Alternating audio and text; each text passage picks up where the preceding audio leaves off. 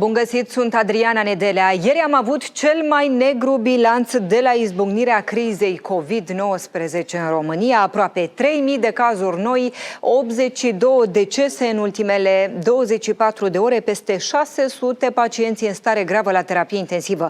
Bucureștiul are cele mai multe cazuri nou apărute, 514 noi cazuri. Vorbim despre restaurante, cafenele, baruri, cluburi, discoteci, săli de jocuri de noroc, cazinouri. Toate sunt închise. O creștere alarmantă a cazurilor COVID, așadar și noi restricții în București. În direct cu noi este primarul al sectorului 1 al capitalei, doamna Clotilde Armand. Bună dimineața, mulțumim foarte mult pentru că sunteți cu noi. Sunteți îngrijorată? Cum priviți această creștere a cazurilor COVID? Aș vrea să începem cu asta, pentru că Bucureștiul este pe primul loc la nivel național. Da. Da, bineînțeles că sunt îngrijorată. Sunt primar, am și o familie, este țara mea, evident că sunt îngrijorată. Însă nu o să comentez foarte mult. De ce? Pentru că un om politic nu știe mai bine decât un specialist ce trebuie făcut. Și un primar are niște atribuții specifice. Nu sunt ministrul sănătății, nu e bine să-mi dau cu părerea despre ce nu aparține, dacă nu sunt atribuțiile mele. Da? Eu ce trebuie să vă spun? Trebuie să îndemn populația să asculte sfaturile specialiștilor, să respecte directivele Ministerului Sănătății și, da, pot să vă spun ce trebuie să facă un primar. Un primar are niște atribuții în domenii care sunt impactate de criza aceasta. Curățenia, și o să pot să vă spun mai mult, informarea publică, protejarea persoanelor vulnerabile. Avem această direcție generală de GASPC pentru protecția persoanelor și o primărie trebuie să fie un sprijin pentru cetățeni și un sprijin pentru sectorul privat, care este profund afectat și asta este dincolo de dramele persoanelor care sunt afectate de COVID, care se regăsesc la spital, cazurile de decese. Sectorul privat este un sector absolut necesar pentru economia noastră și fără această economie, viața tuturor va fi afectată în mod grav. Da? Primarul ales al capitalei, Nicu Șordan, spunea în felul următor ieri, recomanda ca oamenii să poarte mască și afară, pentru că spunea, primăria capitalei e posibil să extindă măsurile luate de autoritățile centrale. Vi se pare o măsură bună? Ar fi o idee bună să purtăm mască peste tot, oriunde mergem, oricând? Eu v-am spus, eu nu o să, în afară de atribuțiile mele și în afară de un demn pentru a respecta ce spun specialiștii și ce spune Ministerul Sănătății, nu o să-mi dau cu părerea. Ați câștigat greu. Ați câștigat foarte greu mandatul de primar. A fost o luptă dificilă, cu un balaur, cu multe capete. În primul rând, felicitări. Merci. Cum priviți acum, dacă e să vă gândiți acum când lucrurile s-au așezat și situația e clară, cum priviți acum încercarea fostului primar PSD de a obține renumărarea voturilor? Nu i-a ieșit. Filmarea aceea controversată din biroul electoral. Cum vedeți lucrurile? Le vedeți diferit față de atunci când erați în mijlocul evenimentelor și păreați, cel puțin din declarații, tensionată, frustrată, supărată, obosită? Cum e acum, la distanță de evenimente? Nu e o mare distanță, sunt încă în mijlocul evenimentelor. Ce pot să vă spun? Am spus de la început. Am spus, de fapt, în ultimul meu discurs public, în timpul campaniei, va fi o luptă fără milă și până în ultima clipă. Asta știam. Știam că ei nu vor ceda ușor, vor ceda extrem de dificil. Este primăria cea mai bogată, este un robinet cu bani și dacă acest robinet se oprește pentru partidul care a pierdut alegerile, pentru ei va fi dramatic, pentru că acolo nu este un partid de idealiști, de oameni care fac lucruri pentru România, este un partid de oameni interesați, care fac lucruri pentru că e bine pentru buzunarul lor. Dacă oprim acest robinet, se declanșează un cerc virtuos pentru noi, unde oamenii nu mai sunt remunerați de acest sistem și se vor detașa de acest sistem. Știți? Și victoria din sectorul 1, din acest punct de vedere, este o victorie cheie pentru București, pentru România. În același timp, noi ce am văzut? Am văzut un PSD care a luptat cu toate mijloacele corecte și mai puțin corecte pe care le avea la dispoziție și avea niște aturi, totuși acest birou electoral de sector putea să pună o presiune foarte mare. Era în acest context, într-o clădire administrată de PSD, cu personal auxiliar, toți gestionați de PSD, cu sediul de campanie imediat deasupra, cu camerele de supravegheat, cu femeile de menaj, cu bodyguards, totul era PSD acolo, știți? Atunci a luptat, dar după ce și-a dat seama că a pierdut și n-a recunoscut, dar ce s-a întâmplat? El a trecut la atac pentru că se pregătește de alegerile care vor veni.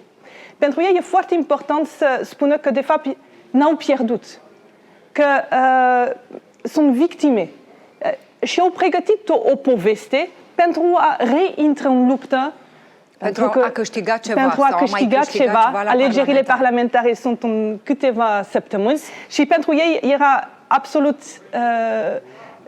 critic să nu fie niște pierzători, să nu fie niște loser, cum se spune. Să înțeleg că fostul primar Tudorache nu v-a sunat, nu v-a felicitat, v-a spus ceva? Nu m-a sunat, nu. Și nici nu v-a felicitat. N-am vorbit cu el. Care credeți că este principalul motiv pentru care ați câștigat? De ce v-au votat oamenii în sectorul 1? Eu cred că, în primul rând, bilanțul primarului, fostului primarului precedent, este un bilanț inexistent. Și oamenii, cum spun corect, ei nu vor vorbe, vor fapte.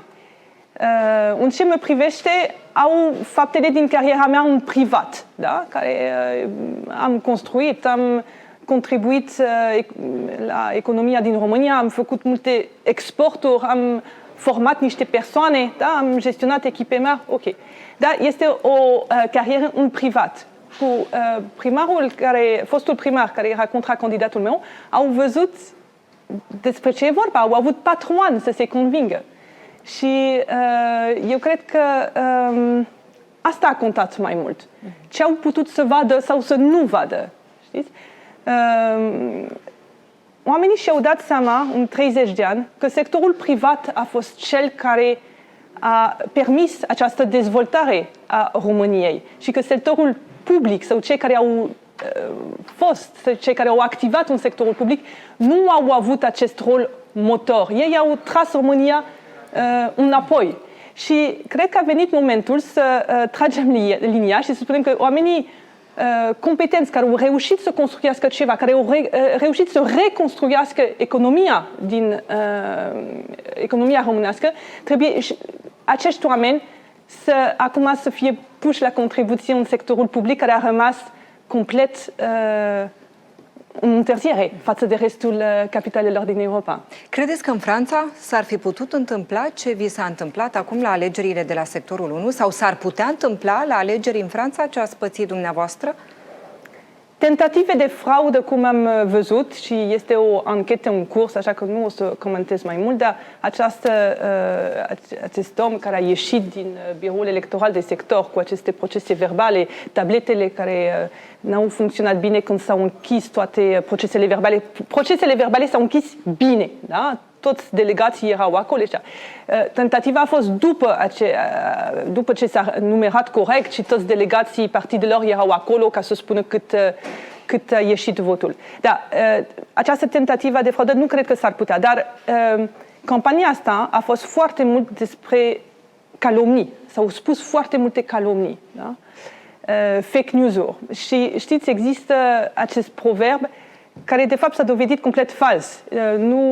Proverbul este următorul: nu există fum fără foc. Ba da, în politică există fum fără foc. Și vedeți, vorbeați de Franța, de asta v-am povestit acest lucru. Când eram la Airbus, când lucram la Airbus în 2002, 2003, 2004 la Toulouse, atunci primarul în funcție a fost acuzat că au fost niște calomnii despre el cu niște prostituate. El până la urmă s-a sinucis și s-a văzut că era totul inventat de la zero. Da? A fost un lucru care ne-a marcat pe toți acolo, cei care locuiau la Toulouse atunci. Toulouse este un oraș din sudul Franței. Și m-a marcat și pe mine. Atunci nu știam că o să intru și eu în lumea politică, dar vedeți, și mie mi s-au întâmplat foarte multe calomnii. Nu o să eu sunt mai rezistentă, el a fost probabil atacat mult mai dur, a fost ceva dramatic. Dar asta am vrut să spun. Politica este grea peste tot. Da? Dar trebuie și noi să facem niște progrese.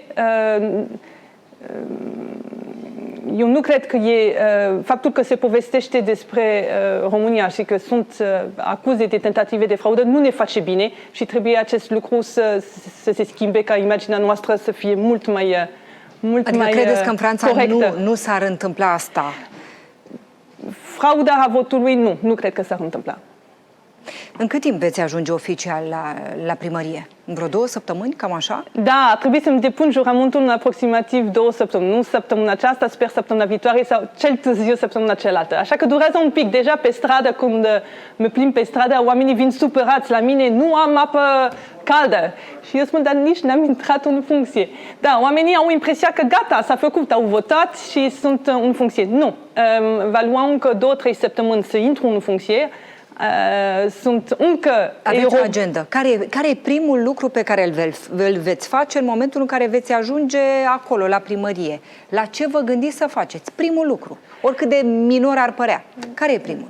Primul lucru este să lansez niște caiete de sarcini pentru a putea trece imediat la acțiune. Sunt niște investiții votate din 2016, din 2017, care, v-am spus, au fost votate de Consiliul Local, unele le-am propus chiar noi, dar nu s-au realizat, nu s-au făcut nicio investiție. Oamenii trebuie să vadă repede că am terminat perioada contractelor umflate din bani publici și a început o perioadă de investiții, unde vom reconstrui. Și prima investiție pe care trebuie să o facem, care este deja votată, este o investiție propusă de mine în 2016, cred că primul sau al doilea Consiliu Local la care am putut să propun ceva, este cadastrarea domeniului public. Tot ce vrem să facem,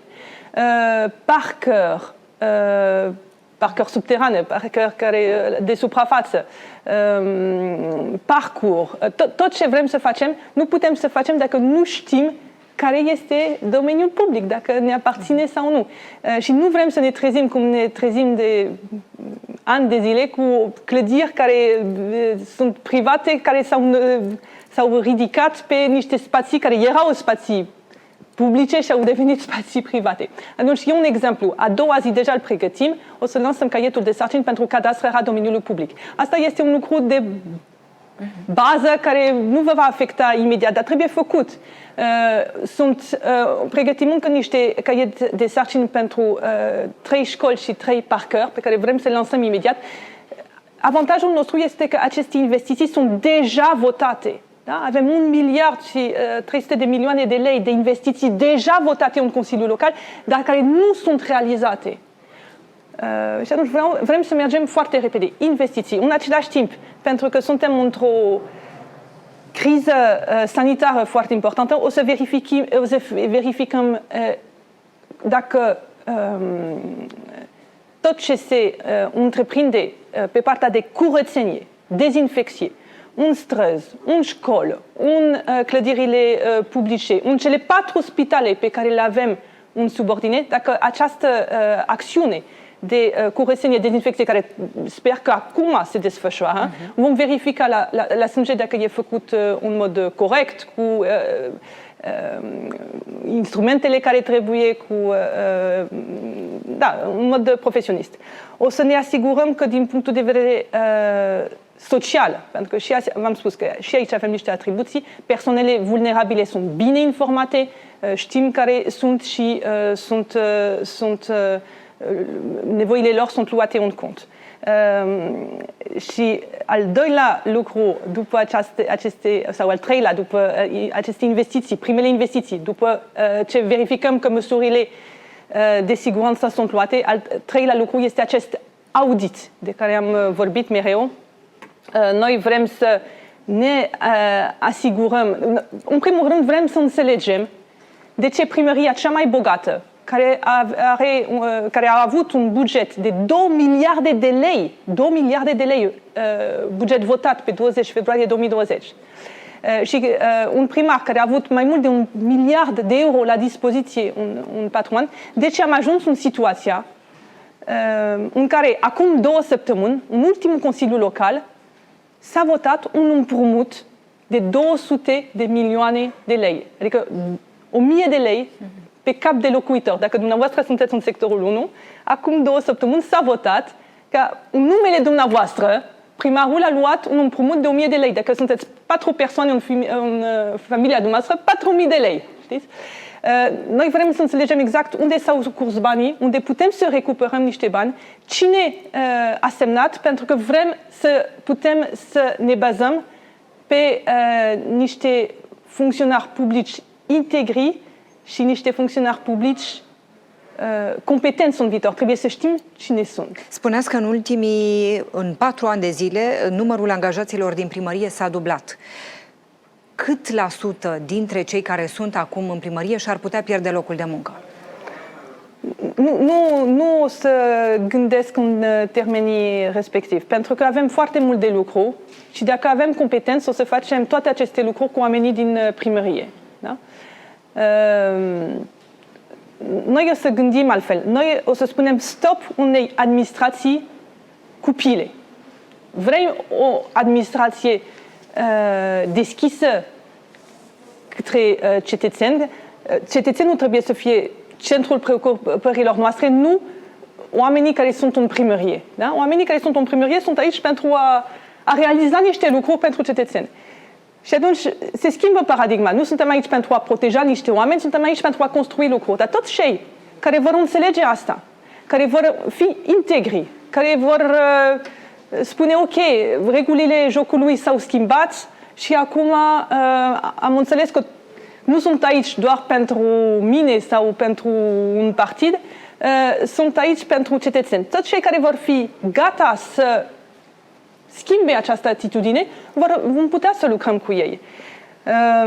Toți cei care au crezut că partidul din care fac parte este mai important decât primăria, acestor persoane o să le spunem că nu mai e loc. Că nu mai e loc. Dar cum vă veți da seama că cineva, de exemplu, a fost angajat pe pile, pe relații și că de fapt nu este eficient, nu e competent, nu e bun? Veți face o evaluare, înțeleg, în ce va consta evaluarea? Cum o să vă dați seama? Noi nu o să spunem, ok, tu ai fost luat pe pile, nu mai avem nevoie de tine. Nu asta este ideea. Ideea este să spunem tu ești gata să lucrezi cu noi? Ești gata să construim ceva pentru cetățean? Da. Va fi un moment zero, dacă vreți. Da? Acest moment zero nu va fi pentru absolut oricine. Toți cei care sunt inculpați penal, știți că avem voie, prin lege, să îi suspendăm 6 luni. A doua zi, intru în primărie, deja știu cine este inculpat penal și deja pot să îi suspend a doua zi. Dar vă dați seama, o persoană care a intrat pe pile nu neapărat este inculpată penal. Și atunci, v-am spus, va fi un moment zero. Cei care sunt gata să schimbe atitudinea vom putea să lucrăm cu ei. Faptul că unii au fost așa au venit, prin pile, și știm asta. Noi o să oprim complet acest sistem. Orice post acum va fi un mod transparent publicat și o să o să recrutăm persoana cea mai competentă. Am spus mereu asta. Politica s-a oprit în ziua alegerilor, de fapt 2 zile înainte, când aveam voie sâmbătă să facem politică. Da? Acum s-a terminat. Acum nu mai e nicio luptă politică, este o luptă pentru cetățeni, este luptă ca să avem cele mai bune competențe pentru cetățeni. Lupta politică s-a terminat, nu mai vorbim nici de PSD, nici de USR, nici de nimic. La primărie e vorba de cetățeni și de firme private care trebuie susținute. Și atunci nu o să ne uităm la trecut, cum a ajuns persoana aici, dar o să ne uităm dacă persoana respectivă a înțeles care sunt noile obiective. Vorbim despre școli, despre spitale, despre străzi. Oamenii au nevoie de școli, au nevoie de spitale, au nevoie de curățenie. Ce le promiteți și ce veți face după ce le veți promite în acești 4 ani? Ce o să fie în materie de școli, străzi, spitale după mandatul dumneavoastră? Poate un prim mandat, poate îl veți avea și pe al doilea. Vorbim de ce facem noi acum. Sigur. Copiii noștri este resursa pe care o avem cea mai de preț. Da? Ei trebuie să aibă încredere în orașul lor, în țara lor, au încredere în părinții lor, dar asta nu e suficient ca să rămână în țara noastră.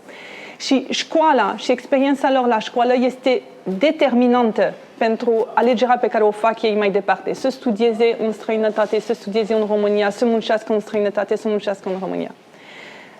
Obiectivul meu este să ajungem ca Polonia, în sensul că acolo, în Polonia, în 2019, anul trecut, a fost primul an unde mai mulți polonezi s-au reîntors în Polonia decât au plecat. Și, din păcate, Bucureștiul este o sursă foarte mare de imigrație. Sunt foarte mulți tineri.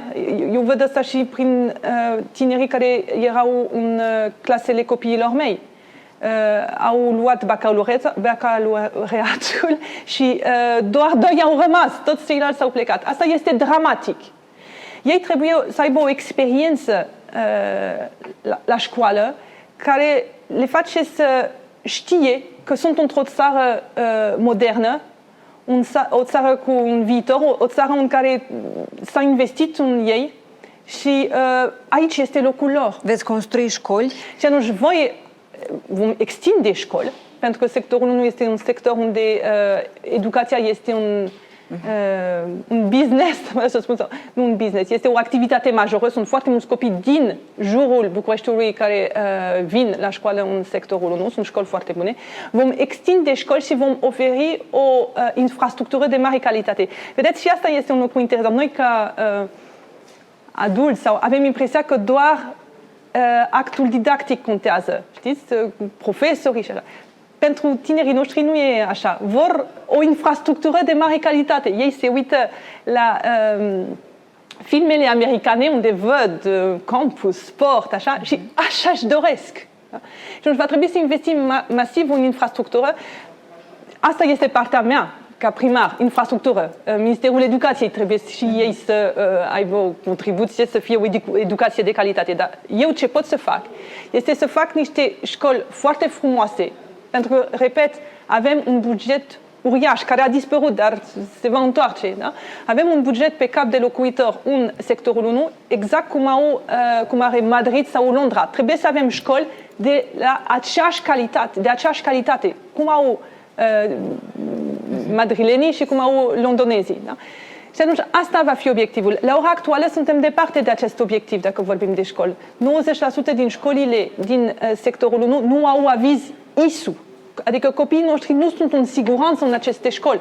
Eu vreau să depășesc problema asta și să ajungem la niște școli cu o infrastructură de mare calitate, cu laboratoare, cu infrastructură sportivă. V-am spus, copiii noștri să știe că au evoluat, au învățat în niște școli din secolul 21. Problema spitalelor din România e bine cunoscută. Personal, vă e teamă când ajungeți într-un spital din București, de exemplu? Vă e teamă că ieșiți mai bolnavă decât ați intrat? Știți, eu am născut al doilea meu copil la Giulești și eram într-o sală comună cu 5-6 alte femei care și ele erau însărcinate și nășteau. Așa că știu bine care este situația. Eu sunt foarte tânără și vin dintr-o țară unde nu ne e teamă de infrastructură de sănătate, așa că această teamă nu am, pentru că nu am crescut cu ea, fiind copil, și atunci am impresia că sunt sănătoasă și că nimic nu mi se poate întâmpla. Dar eu văd în jurul meu și știu că oamenii le e frică și cu dreptate. Da? Avem o speranță de viață în România care e mult mai scăzută față de alte țări și acest lucru nu este în regulă. Și atunci, da, trebuie să investim. Este acest proiect de spital multidisciplinar, spital de urgență, trebuie să ducem până la capăt. Dar nu este un proiect care se face la televizor pe o machetă și așa, un spital care nu există. Pui un gard și nu știi ce se întâmplă acolo. Știi că am plătit un gard 400.000 de lei acolo unde trebuia să fie spitalul. Nu există spital, acolo e un centru de oameni vârstnici care au COVID. Și atunci este un proiect extrem de serios, care nu poate fi dus la capăt de un primar singur. Da? Trebuie Ministerul Sănătății, trebuie mai multe primării, trebuie și primăria generală, trebuie și niște experți din Banca Europeană de Investiții, e un proiect extrem de ambițios ce vrem să facem și nu putem să ne permitem să-l ratăm. Da? Și atunci va trebui să luăm de la început. Știți că deja s-au făcut pentru 3 spitale din România, cel de la Craiova, Iași și Cluj, s-au făcut aceste studii de fezabilitate. Va trebui să luăm experiența pe care deja sunt câteva persoane în România care deja au această experiență, s-a făcut deja un transfer de know-how din persoanele care știu să facă spre aceste echipe și va trebui să facem aceste studii. Nu știu dacă va fi un locul pe care l-a identificat fostul primar. Este un alt loc identificat atunci de fostă primăriță. Sunt mai multe locații. Nu o să facem nu știu câte spitale multidisciplinare de urgență în București-Ilfov. Va fi unul, pentru că pentru că așa, într-un spațiu, într-o zonă metropolitană, în zona aceasta, da. Asta este... Nu există acum ideea de mici entități repartizate, este o entitate multidisciplinară care va face față la toate nevoile. Și mi-am spus, asta nu este un primar, primarul nu are competențele necesare, trebuie o muncă comună, coordonată între Ministerul și primările din București și asta va trebui să facem a doua zi după ce noi toți intrăm în funcțiune. Credeți că vom respira un aer mai curat în mandatul dumneavoastră? Da, eu am promovat deja de mai multe ori zone cu emisii zero, știți? Nu uitați, eu vin acum din Parlamentul European, unde Pactul European este proiectul pe care cu toții ni l-am... Pactul Verde European este proiectul pe care cu toții ni l-am asumat. Chiar acum s-a votat ieri un obiectiv extrem de ambițios, reducerea cu 60% emisiile carbon până anul 2030. Și e posibil în România? Va fi extrem de dificil. Sunt niște fonduri care sunt alocate. Noi am luptat foarte mult pentru a avea o energie, ca gazele, de fapt, ca să spun direct, gazele să fie admis ca energie de tranziție. Europa de vest nu cunoaște extrem de bine care sunt constrângerile noastre, viteza la care reușim să facem investiții, faptul că economia noastră o reconstruim, dar ne trebuie timp, nu putem să închidem așa vechea industrie bazată pe cărbune, de exemplu. Încă 25% din energia noastră depinde de această veche energie, dacă pot să spun așa. Și atunci trebuie să avem o strategie agreată de Uniunea Europeană ca să primim aceste fonduri și trebuie să ne apucăm de treaba. În sectorul 1 trebuie să dezvoltăm foarte mult transportul alternativ, trebuie să avem parcări ca să desufocăm străzile și ca să acest transport alternativ să circule, știți, biciclete și alte mijloace, dar acum e periculos și atunci trebuie să facem loc. Trebuie să avem mult mai multe spații verzi.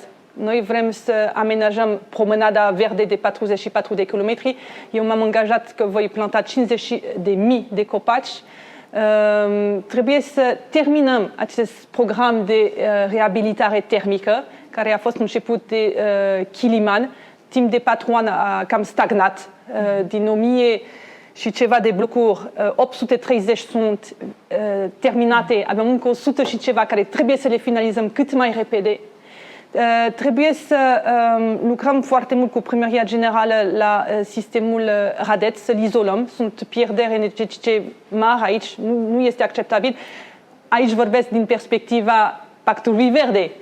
Evident că dacă vorbesc din perspectiva cetățenilor, este total inacceptabil faptul că au apă rece și telenovela aceasta trebuie să se termine odată. Oamenilor care vin și vă zic că n-au apă caldă.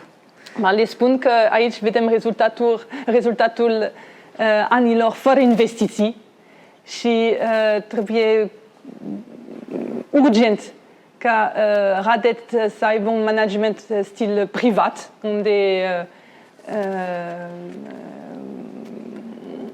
unde nu mai contează, adică o administrație care e bazată pe criterii de competență, pe criterii de rezultate.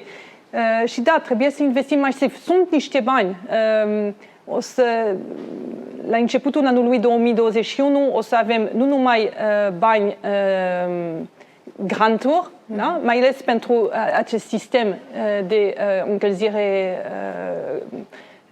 pe care îl avem, dar o să avem, dacă nu sunt suficienți bani, o să avem și împrumuturi care vor fi accesibile la o rată foarte, foarte bună. În România e dificil să împrumutăm, când împrumutăm, cum a făcut sectorul 1, la niște dobânzi foarte mari.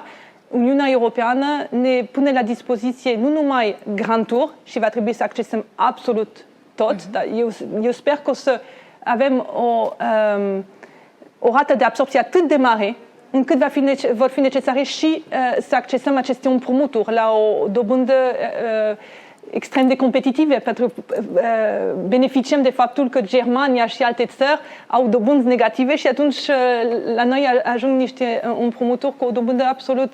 Cu primarul general, cu Nicu Șordan. Cum credeți că veți colabora? Atunci, cu primarul de general vom colabora instituțional. Avem niște obiective majore. Am vorbit despre unul care este apă caldă, dar avem și podul Constanța, care este o problemă majoră. Nu știu dacă locuiți dumneavoastră în sectorul 1 și știți problema. Nu. Avem aproape o treime din sectorul 1 care este enclavat și nu poate să acceseze restul orașului decât trecând sub un podul Constanța, care este un fel de bottleneck, se spune în engleză, da? Care e o problemă foarte mare. Este o problemă aproape de siguranță națională exagerată, dar pentru orașul nostru, ambulanțele nu pot să treacă. Este un loc unde pur și simplu se face un trafic enorm și mașinile nu pot să treacă. Și atunci este o problemă care trebuie să o rezolvăm. Și veți colabora bine. Și va trebui să colaborăm, dar nu numai cu Primăria Generală, și cu CFR în acest caz. Atunci avem apă caldă, podul Constanța, avem transportul public, care este cheie pentru orașul nostru și avem aceste zone cu emisii zero de care am vorbit mai devreme. Astea sunt 4 din punctele pe care va trebui să le discutăm foarte, foarte urgent cu Primăria Generală. Dar n-aveți emoții că nu v-ați putea înțelege cu primarul general, dimpotrivă? În niciun caz. Avem atât de mult de făcut, nu avem timp să ne... Nu veți avea timp de ceartă. Nu o să avem timp. Sunt informații care apar pe surse. Potrivit Digi24, ar fi multă tensiune, scandal în USR Plus zilele acestea în legătură cu listele pentru parlamentare și că s-ar duce, citez, lupte grele în interiorul USR Plus pentru un loc în Parlament. Ce știți? Cât de mare e tensiunea? Lupta? Bătălia? Nu vi se pare normal și într-o firmă, când este un post deschis, sau când, evident, e o luptă, oamenii vor să ajungă acolo, cei mai buni, trebuie să arate că sunt cei mai performanți, că sunt cei mai buni pentru poziția respectivă. Este o competiție, dar competiția este un lucru bun, da? Competiția dă rezultate în general. Faptul că se vede această competiție și asta mi se pare un lucru bun, pentru că transparența totuși a adus o valoare foarte mare în sistemul politic, în peisajul politic din România, faptul că a venit un partid transparent de oameni liberi, cărora nu le e teamă să spună că sunt ambițios, sunt bun, am construit o carieră foarte bună și acum vreau să am o contribuție în administrația publică. Pe mine, de fapt, mă bucură faptul că există această competiție și această dorință a colegilor mei să intre în Parlament și să aibă o contribuție. Știți, este dovada faptului că suntem niște oameni liberi. Nu suntem legați de alte interese pentru că dacă am fi legat de alte interese, n-am vorbit, n-am putea să ne exprimăm. Dacă puneți 3 persoane de bună credință, 3 români de bună credință într-o sală și le puneți să discute despre cum trebuie să lucrurile să funcționeze, nu vorbesc de COVID, că aici imediat n-ar fi de acord, dar ați vedea imediat că chiar dacă sunt de bună credință, au păreri diferite, au strategii diferite și ar ieși o dezbatere și apoi dacă trebuie să alegem cine este cel mai bun, ar ieși nu numai dezbatere, dar și mici scandaluri. Dar e natural și cred că arată că suntem un partid de oameni care dorim să ne exprimăm, dorim să fim auziți. Eu nu cred că e un motiv de îngrijorare. Eu le spun tuturor care se uită la noi că vom rezolva, cum am rezolvat și tensiunile care au fost în trecut, mereu au fost foarte mediatizate și de fapt am depășit momentul. Ce scor credeți că va obține USR Plus la parlamentare? Nu știu. Ce știu eu este faptul că trebuie împreună cu PNL-ul să ajungem la guvernare. Asta știu. Asta este obiectivul. Este absolut necesar să ajungem la guvernare împreună cu partenerul nostru și să ne apucăm de treaba. Sunt miliarde de euro care vor veni în România. Va trebui să facem față la fața crizei coronavirus. Nu avem timp de o politică unde creștem cheltuielile fără să investim, fără să construim o economie. Este absolut necesar. Suntem la un moment cheie. Și eu cred că România au înțeles asta. Au înțeles asta pentru că ne-au votat masiv la alegerile locale. Diaspora, credeți că va mai vota masiv acum în contextul coronavirus? Da, eu cred că diaspora este foarte mobilizată. Da. Mai ales pentru că o parte din ei au văzut că în cazul unei crize, de fapt, sunt legați de România, mulți. Unii au fost obligați să vină înapoi, da? Și cred că diaspora acum are speranța unui viitor mai bun în România. E flacăra speranței care a fost aprinsă și da, se vor implica masiv, sigur. Alegeri pe 6 decembrie sau ar trebui amânate alegerile? Ce credeți? Eu am spus mai devreme, eu nu sunt un specialist în pandemie. Sunt niște modele informatice unde vedem cum se răspunde. Eu n-am avut acces la aceste modele, nu sunt nici medic specialist în acest domeniu. Eu sunt convinsă că Ministerul Sănătății împreună cu Guvernul vor lua măsurile care sunt cele corecte. Evident, trebuie să se bazeze și pe ce fac ce se face în alte țări, dar nu sunt în măsură să mă pronunț. Cu Rapidul ce veți face, doamna primar? Primăria sectorului 1 va mai finanța echipa de fotbal Rapid, cum făcea fostul primar Tudorache? Da, să știți, fostul primar Tudorache s-a spus multe lucruri, dar din bugetul local, oficial, niciun ban nu se ducea la Rapid. Știți? Eu cred că, de fapt, vor fi primari care, în mod oficial, vor susține sportul și vor susține. Și veți atunci, eu nu, am spus mereu, și în domeniul cultural, și în domeniul sportiv, noi vrem să dezvoltăm și sportul și cultura, nu vom aloca bani discreționari. De ce Rapid și de ce nu altul? De? Vom susține sportul prin faptul că vom susține sportivii și prin faptul că vom susține infrastructură. Atunci, infrastructură înseamnă că vom investi în aceste infrastructuri de sport. V-am spus asta. Este un lucru foarte important. Eu aș dori ca fiecare copil și dacă se poate fiecare adult din sectorul 1 să facă un sport. Și atunci noi vom subvenționa sportul pentru copii. Dar ce înseamnă să subvenționăm sportul pentru copii? Va trebui să fie niște sportivi care se vor ocupa de acești copii. Da? Dacă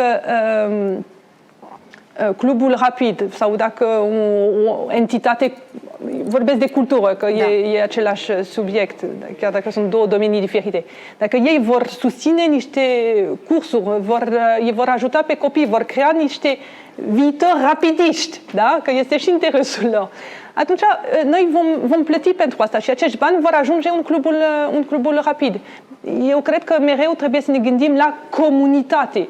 Ce este bine pentru comunitate? Este bine ca să avem un parteneriat corect. Parteneriatul, eu vă susțin, voi ne susțineți. Baza Pro-Rapid, înțeleg că e închisă de ani de zile. Puteți face ceva acolo? Da, baza Pro-Rapid este închisă. Un puzzle coordonator propus de fostul primar era trecută ca ca centru de business, adică trebuia distrusă, eliminată.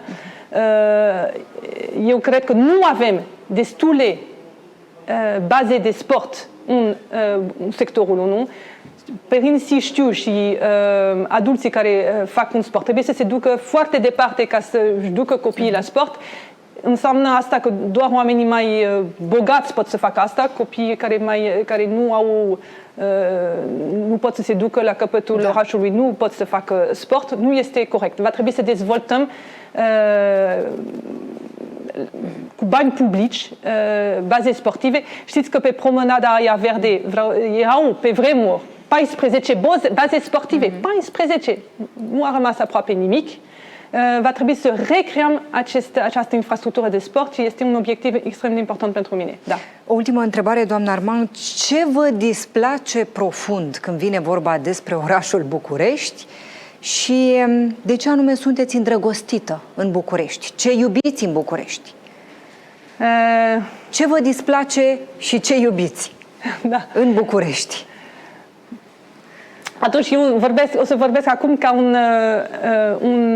cineva care vine. Știți, un europarlamentar, am invitat europarlamentarii să vină în România să vadă infrastructura de transport, de exemplu. Ok, ei vin în România, ce văd? Ce este neplăcut pentru cineva care vine din exterior este faptul că nu există un respect pentru pietoni, pentru bicicliști, pentru oameni cu handicap, mașinile au prioritate. Mașina este regina, știți? Și asta nu e corect. Trebuie mașinile puse la locul lor, știți? Evident, trebuie și să avem infrastructură pentru asta. De asta am spus că primele investiții pe care le voi face vor fi un parker. Da? Trebuie mașina retrogradată la nivelul ei și trebuie orașul să fie dat din nou către locuitorii lui. Da?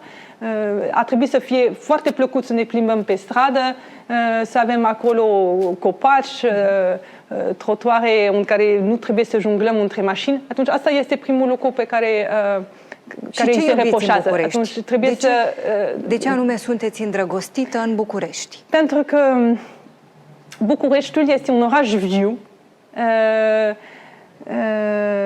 unde e un oraș în plină dezvoltare. Știți? Este un oraș care nu moare, dimpotrivă, se extinde, toată lumea vrea să aibă mai mult decât a avut până acum. Vrem apartamente noi, vrem parcuri, vrem business. Oamenii sunt foarte activi pe partea asta. Fiecare vrea un mic business. Este un oraș în plină schimbare. Un oraș care are un potențial enorm pentru că se schimbă foarte mult tot timpul. Și oamenii vor această schimbare. Adică nu este un oraș unde deja, un oraș muzeu, unde nu putem să ne mai atingem de nimic, unde sunt oameni bătrâni și pentru fiecare mic lucru... Nu, aici este un oraș cu un potențial, cum am spus, un potențial enorm în care putem să construim mult și nu trebuie să fac, mă duc pe fiecare, orice stradă, fac un metru acolo și deja văd 1000 de lucruri care am putea să le facem mai bine. Avem foarte mult de făcut și pentru oameni ca noi care ne implicăm pentru că vrem să schimbăm, este Aveți foarte multă treabă și vă doresc mult succes. Mersi foarte mult. Spor. Mulțumesc foarte mult pentru că ați fost în direct cu noi. Doamna Clotilde Armand, primarul ales al sectorului 1, în aproape 2 săptămâni, Clotilde Armand va fi oficial primarul sectorului 1 și va putea începe treaba, firește că o urmărim. Detaliile de ultimă oră pe site-ul nostru libertatea.ro, date noi și pe pagina noastră de Facebook. Sunt Adriana Nedelea. Ne revedem. Rămâneți alături de noi.